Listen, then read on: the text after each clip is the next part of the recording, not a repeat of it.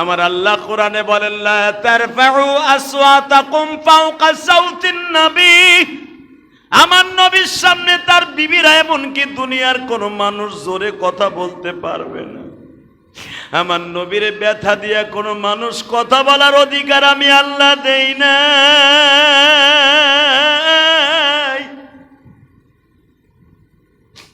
নবী আমার কষ্ট পাইয়া যখন বলছে মার্কেট খুব দরকার,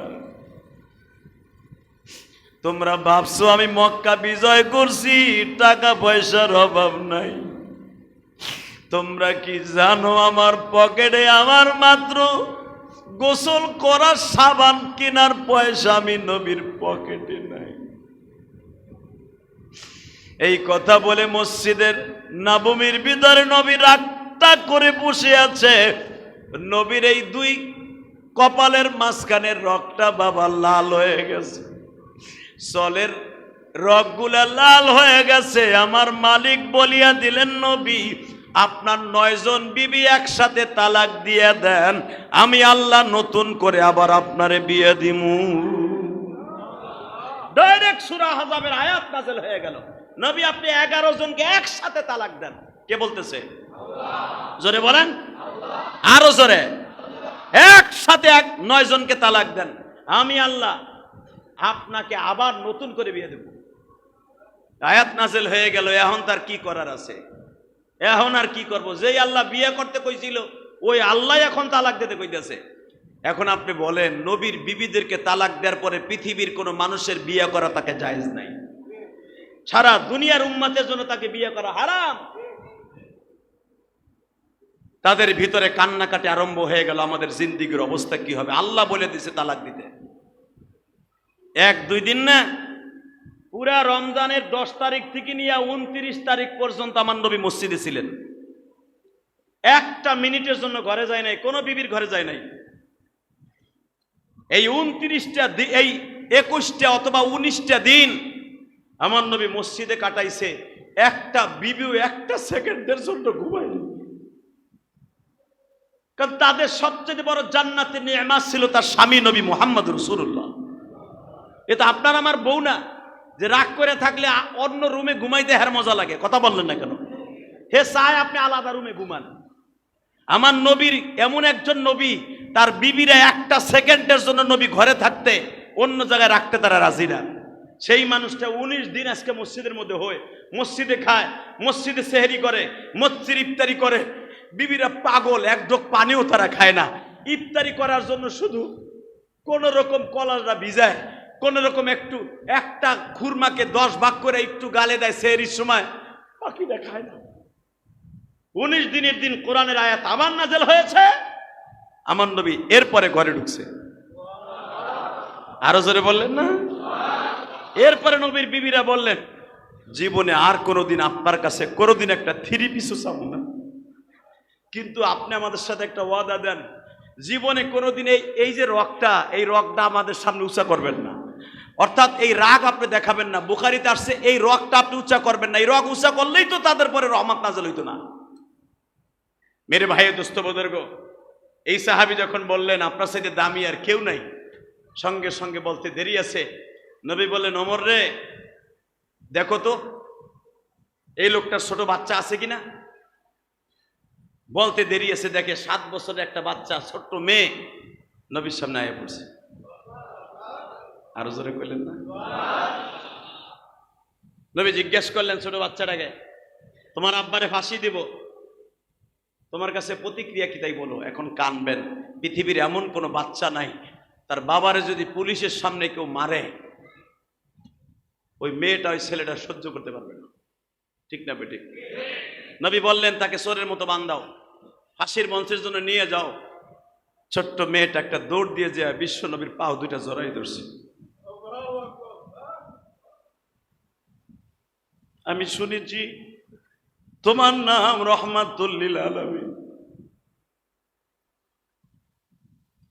আমার বয়স 8 বছর, তুমি জীবনে কোনোদিন বাপ দেখো নাই গো, তুমি 6 বছর বয়সে মুহাম্মদ মা হারাইছো,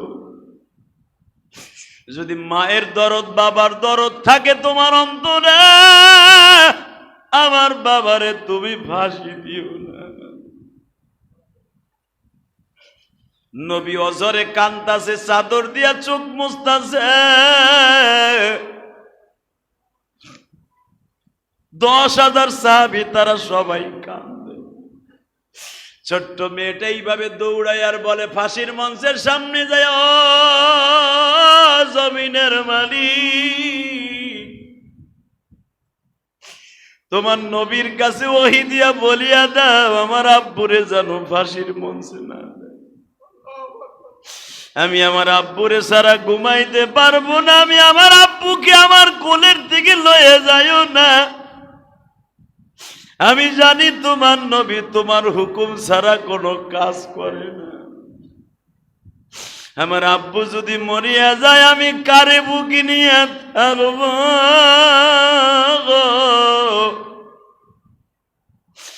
নবী কাবা ঘরের দরজার সামনে দিয়া দৌড় দিয়া ওই বাচ্চাটারে কোলে নিয়ে বলে, তোমার চোখের পানিগুলা মুইসা ফেলো, আমি তোমার আব্বুরে ফাঁসি দিব না।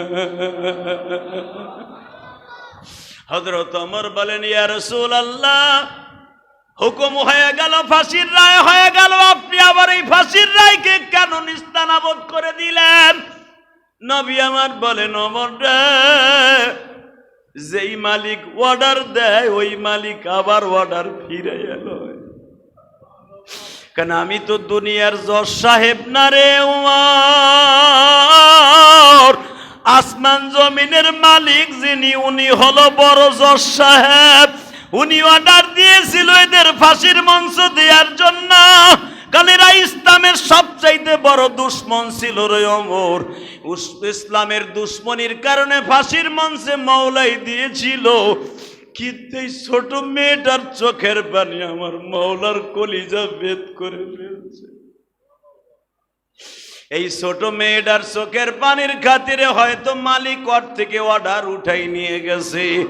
ওমর রে, ফাঁসির মঞ্চটাকে সরাইয়া ফেলা, এই সাহাবী দাসানাকে এমনে করে নাজাত দিয়া দে।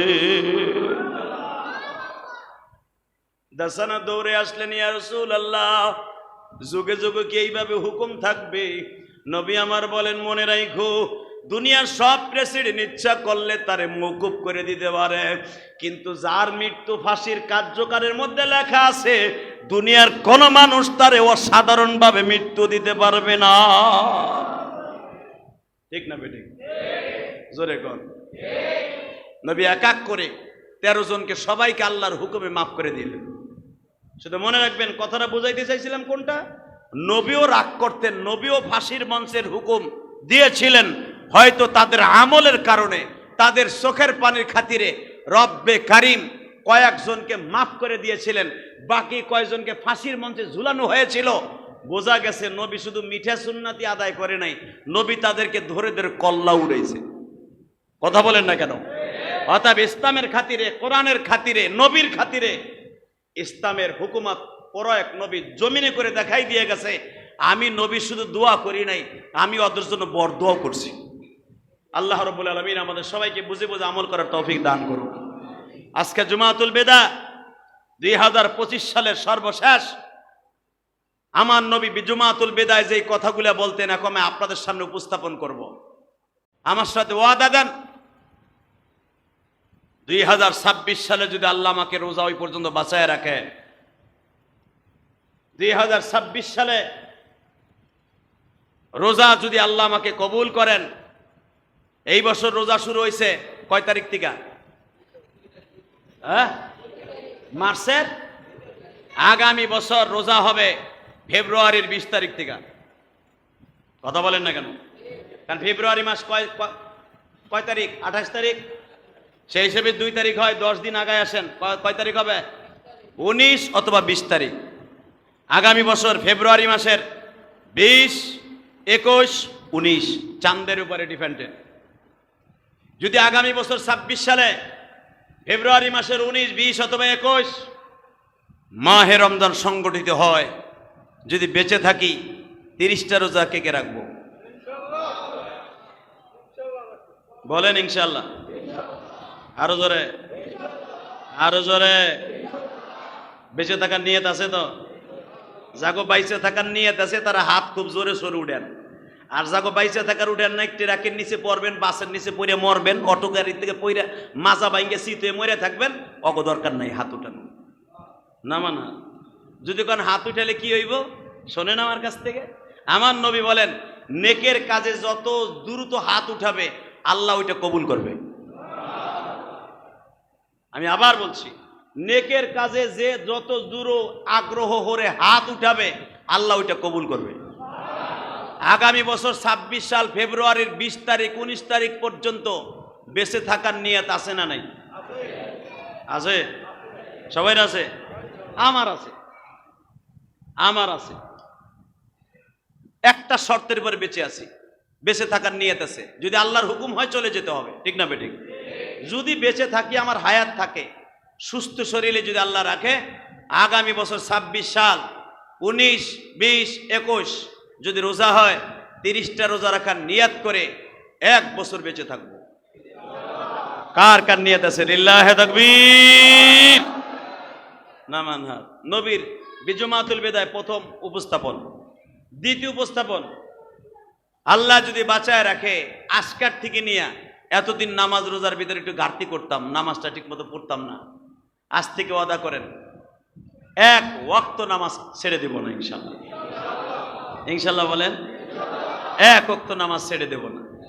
না মানহা 2 নম্বরে, 3 নম্বরে, আল্লাহর বিধান, আল্লাহর হুকুম সুস্থ শরীরে বেহুশ হওয়ার আগ পর্যন্ত, স্ট্রোক করার আগ পর্যন্ত, সেন্স থাকা পর্যন্ত আল্লাহর হুকুমের বাহিরে কোনো কাজ করব না। রাজি আছে ইনশাল্লাহ?